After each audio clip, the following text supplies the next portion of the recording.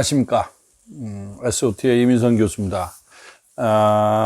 우리 그 두개골, 이 두개골과 천골, 두 개가 하나의 틀로 만들어져 있는 곳에 우리 몸을 분석을 하고 그 분석이 어떤 의미를 우리에게 전해주는지, 그리고 그 가지고 있는 여러 가지 질병에 대해서 우리가 이것을 어떻게 빠져나올 수 있는 방법을 제공하는지에 대한 공부를 좀 해볼게요. 7이라고 써 있는 요 페이지 보이실 거예요. 7.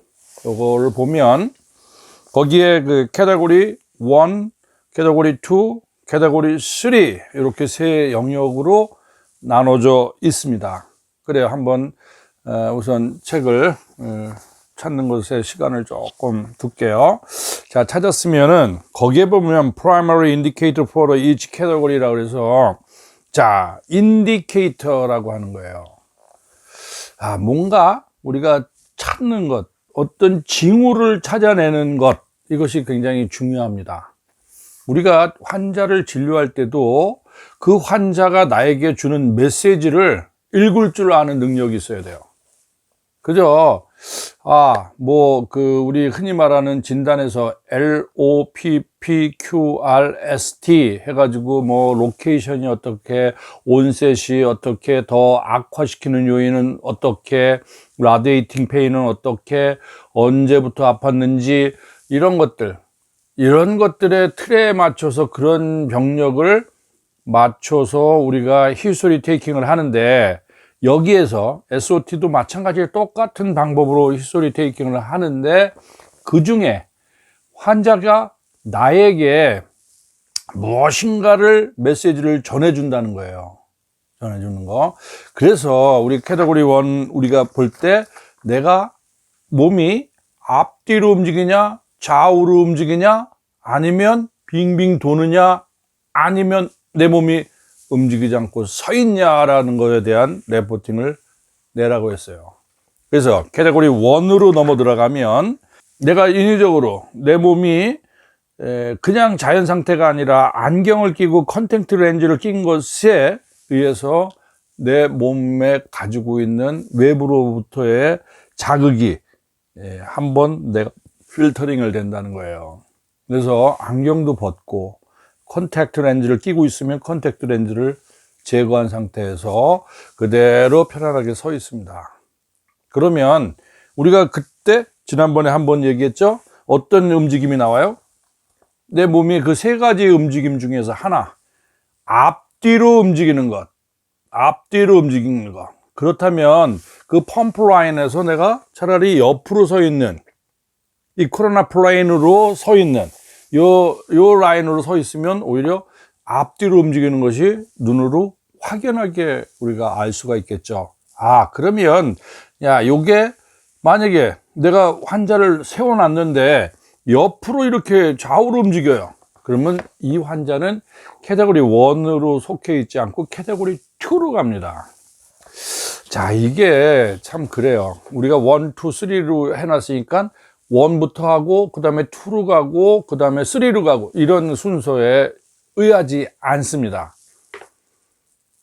오히려 캐테고리 3에서 3를 치료하고 나면 2로 가고, 2를 고치고 나면 1으로 가는 그 플로우가 더 많다는 거예요. 다시 한번 얘기하지만 캐테고리 1이든 2든 3든 그 캐테고리 안에 들어가 있는 환자가 돼 있다면 캐테고리 하나만, 하루에 한 캐테고리 하나만 정리를 하는 겁니다. 당일날 왔어요.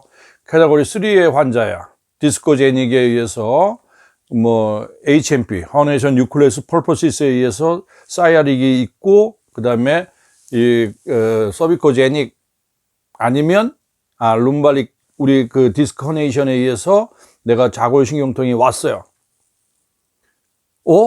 그런 환자들을 꽂혔어. 그랬더니 캐테고리 2가 사인이 보여.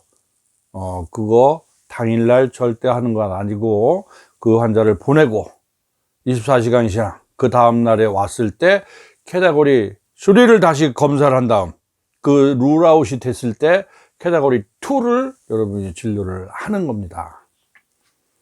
캐테고리 2가 끝나면 봤을 때 캐테고리 1의 사인이 나타나면 캐테고리 1의 치료는 다음에 재방문을 하게 하고 재방문이 됐을 때 캐테고리 1에 대한 치료를 해서 끝내는 겁니다. 자, 책으로 다시 돌아와서 그래요. 여기 보니까 책에 motion is A to P야. 앞뒤로 움직인다. 그 다음에 4분의 1인치야. 4분의 1인치 lateral movement is allowable.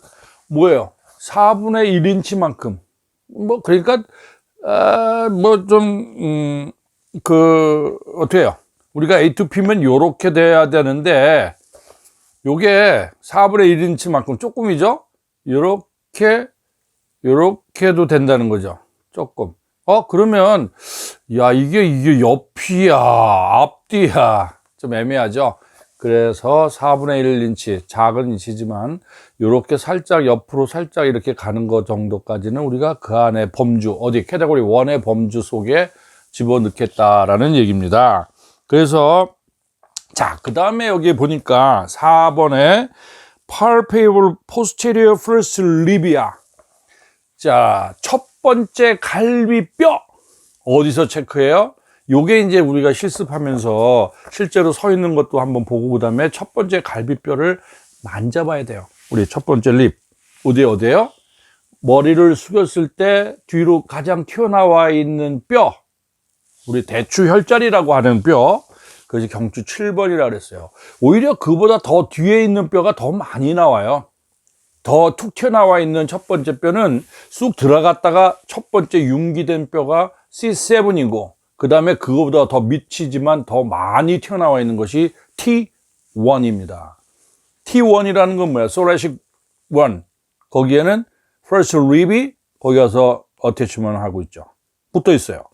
그때 TP와 립이 조인트를 형성하고 있는 곳에 양쪽으로 엄지손가락을 대서 움직임을 통하는 거야. 자, 그러면 어떻게 해요? 거기를 이제 퍼스트 립을 포스테리어에 있는 뒤쪽에 있는 퍼스트 립을 손을 양쪽을 갖다 댔어요. 그랬더니 체크했어요. bilateral movement. 자, 어떻게 해야 됩니까? during head flexion instead. 머리를 앞으로 flexion, extension 하는 동안 누르는 곳에 아프거나 그다음에 양쪽에 모션이 있는 것, 움직임이 있는 것, 움직이고 아픈 것을 우리가 체크해서 찾아내야 된다는 것이죠. 자, 그다음에 make contact at lip, neck, just beyond T1 transverse. 그 얘기야. 다 같이 그 T1의 트랜스버스 프로세스 있는 데다가 손을 대고 립의 움직임을 체크합니다. 그래서 거기에 아픈 통증이 있는 것 한쪽에 아니면 양쪽에 어느 쪽에 립에 통증이 있는지를 가지고 이것에 대한 것을 평가하겠다는 겁니다. 자, 수파인에서 이거 되면 트리트먼트야. 자, 우리가 환자를 진료할 때 풀원의 자세에서 환자를 진료하고 그 다음에 때로는 수파인에서 환자를 진료합니다. 여기서 하나 블로킹에 대한 얘기를 하나 먼저 할게요. 블로킹은 우리 캐테고리 1, 2, 3에 맞게끔 세 가지 형태의 블로킹을 합니다. 물론 세이크럼이 베이스가 뒤로 갔냐 앞으로 갔냐에 따라서 또 블로킹도 하고 여러분이 SOT를 배우게 되면 그저 캐테고리 1, 2, 3에 대한 블로킹만 알고 되게 학업을 끝내는 경우가 상당히 많아요. 그렇지만 여러분 우리가 뭘 하나 배우면 응용할 수 있는 능력을 가지고 있어야죠. 그래서 블로킹을 어떻게 내가 활용할까냐는 이 블락이라고 하는 이 메커니즘을 알면 상당히 많이 환자에게 적용시킬 수 있는 그런 폭이 생긴다는 겁니다. 그래서 블로킹을 볼 때, 자, 이거를 보니까 펄퍼스 목적은 뭐예요? 룰아웃 시키는 거야. 캐테고리 2를. 자, 수파인에서 어떤 실험을 뭔가 우리가 시험을 하는 거야. 수파인에서. 다시 여기로 살짝 들어와서 아까 캐테고리 1, 2, 3에서 블로킹을 하는 것 중에 캐테고리 1과 3는 프론의 자세에서 블로킹을 합니다. 수파인은 캐테고리 2예요. 캐테고리 2. 캐테고리 2 하면 번뜩 떠오르는 것이 바로 SI 조인트구나. 그리고 캐테고리 3는 이거는 디스크의 문제구나 라는 것이 이제 먼저 머릿속에 딱 떠오르셔야 돼요. 자, SI 조인트에 문제가 있구나, 수파인이구나, 그리고 블로킹을 거기다 집어넣을 수 있으면 그게 바로 맞습니다. 우리가 지금 암포사 테스트를 할 것인데 여기에서 캐테고리 2의 인디케이터가 표식이 바로 나타나게 되면 여기에서 바로 블로킹을 넣어서 캐테고리 2를 고친다는 거예요. 자세를 바꾸지 않아도 되는 그런 것이 되죠. 자, 여기서 자세를 바꾼다 안 바꾼다라는 얘기를 좀 하는데 사실 환자를 프론했다가 엎드렸다가 다시 천장 보고 누우세요. 수파인 했다가 프론했다가 수파인 했다가 무슨 뭐 호떡 뒤집듯이 이거 환자들한테 굉장히 실례예요. 그래서 최대한 여러분도 마찬가지로 사실 우리 카이로 테이블이 좁고 그런 현상이에요. 거기 위에서 내가 몸을 뒤척거린다는 것이 겁도 나고 떨어질 것 같고 안정하지 않고 뭔가 이렇게 모양이 만들어져 있기 때문에 상당히 불안해합니다. 그렇게 편안한 테이블은 결코 아닙니다. 그래서 거기에서 있는 환자들의 마음을 잘 헤아리면 여러분도 그것에 대해서 어떻게 움직이는 것을 내가 해야 되는지를 아실 수가 있을 거라고 봐요. 그래서 보니까 자, 요것을 목적은 요 하는 거 목적 이게 뭐예요? 암포사 테스트 하는 목적이에요. 여기서 캐테고리 2를 룰아웃 시키겠다는 거야. 오케이. 그 다음에 search to addition 캐테고리 1, indicate 1을 다시 한번 확인해서 찾아보겠다는 것입니다. 그 다음에 basic 1 treatment in need. 만약에 그것이 필요하다면 basic 1에 대한 그 치료를 우리가 한번 구현해 보겠다는 거죠. 자, 그래서 했더니 place patient supine on table board야. 테이블 보드 위에 천장을 보고 수파인 자세로 누웠습니다. 여러분 그 그림에 있는 요 그림에 보면 그대로 나와 있는 것처럼 누워 있어요. 보드 위에. 보드 위라고 하는 것. 자, 거기에는 우리 SOT 보드가 있고 그 다음에 테이블의 보드도 있죠. 아무튼 그 보드 위에 판판한 보드 위에다가 요거를 환자를 높여놨습니다. Top edge of board should be 4 inch superior to crest of ilium. 그러니까 그냥 그대로 우리 일리움의 크레스트가 그 능골이 장골능이 위로 가게끔 그 자세를 취하게끔 놓은 거야. 그 다음에 테스트를 하는 겁니다. 이제 암포사 테스트. 자, 암포사 테스트는 지난번에 한번 얘기했어요. 그래서 일리오 인구일라 리가먼트에다가 컨택을 하는데 우리가 4등분으로 나눴습니다. 어디? 퓨빅 심피시스 쪽으로, 그 다음에 ASIS 쪽으로 가운데가. 자, 거기에 인구일라 리가먼트 가운데는 더 도톰하다 그랬죠? 얇다가 도톰했다가 얇게 해서 퓨빅 심피시스에서 붙어 있습니다. 자, 그래서 거기를 2등분씩 해서 4군데를 컨택해서 그래요. 왜 거기 컨택하는지 여러분에게 한번 물어본 것 같은데 그 컨택하는 포인트 사실 여러분 인구일라 리가먼트가 우리 치료하는 치료점으로서는 굉장히 중요한 시사점을 많이 내포하고 있어요. 로우백 페인 환자를 인구일라 리가먼트로 한번 컨택해 보세요. 상당히 많이 통증을 호소합니다. 손도 못 대게 호소하는 경우가 많아요. 그 인구일라 리가먼트를 거기만 잘 우리가 어졌으면 해도 물론 어졌으면 합니다. 이게 인구일라 리가먼트는 인대예요, 인대.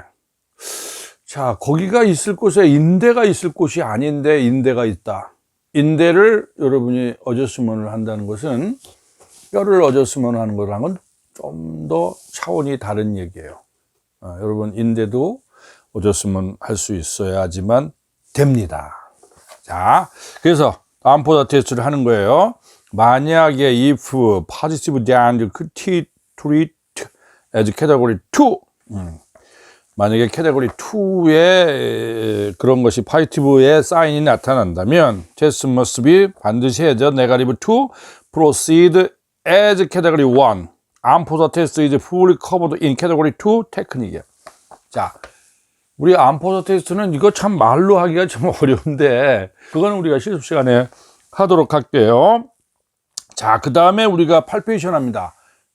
팔페이션 우리 촉진을 하는 건데 laminated C3 bilateral left laminate of the C3, 4의 라미나 부위를 우리가 한번 해보죠. 뭐가 나오겠습니까? 거기에서 C3, 4에서 아주 달콤하고 부드러운 텐더가 아니라 여기서의 텐더는 아픈 거예요. 통증. 사랑은 아픈가 봐. 아픈 것. 그런 것을 찾아내는 겁니다. 그래서 눌렀을 때 라미나에 있는 부위를 눌렀을 때 아픈 통증을 호소한다는 그런 것을 찾아낸 거죠. 그래서 자, 이거 베이직 1 테스트 2는 여러분이 브래그마에 손을 대고 밸런스 오브 핑거 오브 더 악시피탈 라인, 악시피탈 라인도 공부해야 되는데 아이스터 파이버에 있는 악시피탈 라인을 숫자대로 다 명시되어 있는 것들을 체크해서 거기에 아픈 부위를 또 찾아내셔야 돼요. 흔히 우리가 악시피탈 후두골에 있는 여러분 책에 SOT 책 보면 후두골에 3개 라인을 쭉 쳐서 번호표로 되어 있는 것에 그 그림을 보실 수가 있을 거예요. 거기를 체크해서 첫 번째 라인, 두 번째 라인, 세 번째 라인 체크. 요거는 되게 뭐를 하려고 그 번호를 매겨놨냐면 CMRT예요. 내부 장기와 연결되어 있는 것들을 찾으려고 그 숫자를 써놓은 겁니다. 자, 지금 좀 이해하기가 좀 어렵죠? 예, 그래도 그냥 외울 거는 좀 외우고 따라올 건 따라와 주세요. 우리가 흔히 이 서비칼, 우리 후두의 악시피탈 요 라인을 우리가 딱 팔페이션 해보면 아픈 부위가 나오죠. 대개 그것을 번호표로 작성되어 있는 것들을 우리가 꼭 알고 안에 있는 비세라를 치료할 수 있는 방법으로도 쓰지만 우리가 사실 후두 하근의 문제는 우리 뒤에 있는 우리 헤드를 뒤로 고착시켜 놓는 일이 벌어져요. 우리가 흔히 여러분 한의에서 풍부혈자리 이런 자리가 상당히 예민하고 우리 뇌의 뇌혈관 뇌질환에 영향을 많이 미친다는 얘기를 우리가 한방으로도 공부하면서도 알았을 거예요. 바로 그 자리들이에요. 뒤에 우리 악시피탈 후두골의 서브 악시피탈 라인 요 라인을 여러분이 팔페이션을 해보면 그런 것들을 찾을 수가 있어요. 아픈 부위, 심하게 아픈 부위. 그것을 여러분 CMRT 차트를 가지고 SOT 나와 있어요. 그 차트를 보고 해당되는 우리 비세라를 찾아서 치료하는 그런 테크닉을 또 연마할 수도 있을 것입니다. 자, 그랬더니 그걸 찾을 수 있는 것들도 여러분이 알아야 돼요. Feel for presence of full capillaria. pulse at occipital line. 야, 여기에서 보니까 캐필라리, 우리 모세혈관이 여기서 나오네요. 모세혈관이라는 얘기가.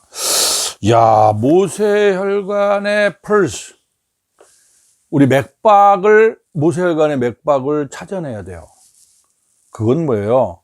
우리 후두골로 가고 있는 혈행이 원활하게 가고 있냐라는 것이 여러분이 손으로 감지되는 것을 알으라는 얘기입니다. 이게 이것을 그냥 넘어가는 얘기 정도가 아니라, 자, 우리 몸에서 제일 나쁜 현상이 벌어지는 것은 바로 허혈 상태예요. 저는 어느 때부턴가 이 모세혈관이라는 것에 푹 빠져가지고 그거를 공부하기 시작했어요. 아직도 결론을 낼 수가 없었습니다. 왜냐하면 모세혈관에 대해서 우리나라 참 재밌는 연구 기관이 하나 있어요. 대전에 있는데 모세혈관 연구회라고 있어요. 야, 모세혈관 연구회? 이게 뭐 하는 집단인가 싶어서. 왜냐면 내가 모세혈관 가지고 공부를 좀 많이 해보려는데 마땅하게 모세혈관이 무엇이다라고 얘기하는 그 문헌들이 별로 없다는 거예요. 그죠? 모세혈관에 대해서 뭐 검색을 해보면 동맥에서 정맥으로 넘어가는 중간에 있는 그 혈관들, 뭐 전에 한번 제가 강의를 했을 거예요. 모세혈관이라고 하는 거, 파필라리 관이라고 하지만 저는 관은 아니다라는 생각이 지배적입니다.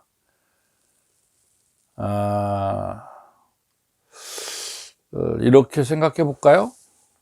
수도가라고 생각합니다. 수도가 물 나오는 수돗물, 그리고 거기 밑에 이렇게 어떤 넓은 이런 데가, 우리가 거기서 뭐 설거지도 하고 빨래도 하고 뭐 그런 거라고 칩시다. 이렇게 그 네모나게 된 공간, 거기에 수돗물을 틀면은 물이 쫙 내려와서 뭐 우리가 뭐 이제 쓰고, 그러면 그거는 다시 하수구라고 하는 대로 물로 빠져나가죠. 자, 요럴 때 그 수도 꼭지에서 파이프를 가지고 또 밑에까지 왔어요. 밑에까지 와서 파이프를 살짝 틀었으면은 파이프에서 물이 확 퍼져나가죠.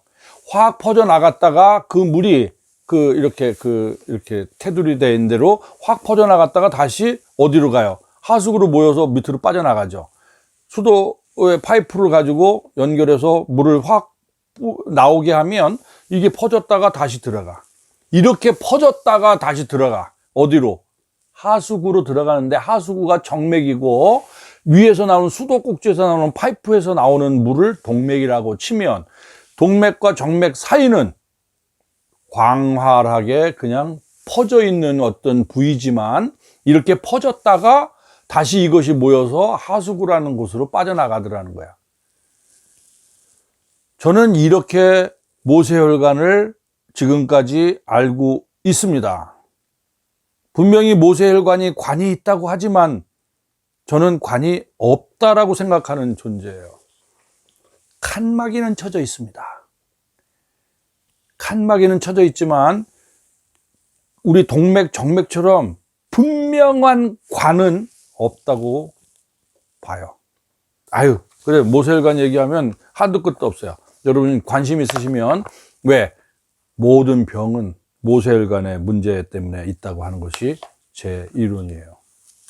모세혈관을 고칠 수만 있다면 상당히 많은 질병을 고칠 수 있는 길이 거기에 있다라고 믿고 있습니다.